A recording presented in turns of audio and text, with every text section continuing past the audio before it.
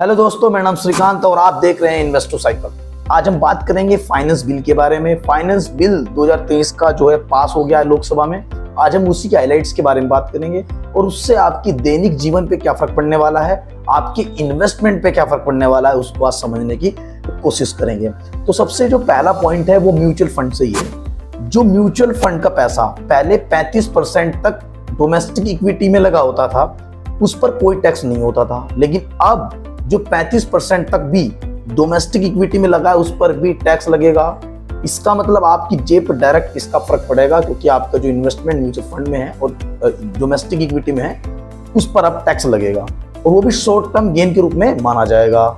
Point number 2 है जो कि रियल एस्टेट में इन्वेस्ट करते थे, REIT के through real estate investment trust, जो कि इसमें इन्वेस्ट करते थे, रियल एस्टेट में इन्वेस्ट करते थे, उनकी जेब पर कोई फर्क नहीं पड़ेगा, क्योंकि इसके टैक्स में कोई चेंज नहीं है, वो एज इट इज रहेगा और इससे आपको कोई फर्क नहीं पड़ेगा।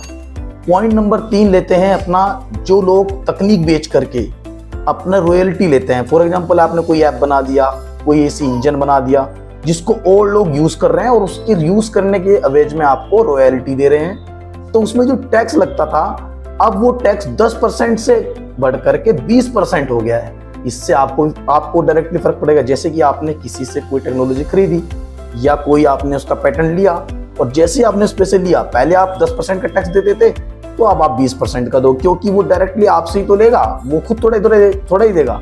और ये सिर्फ फॉरेन जो कंपनीज है उन पे लागू है, जितनी सारी डोमेस्टिक कंपनी है उन पर ये लागू नहीं है।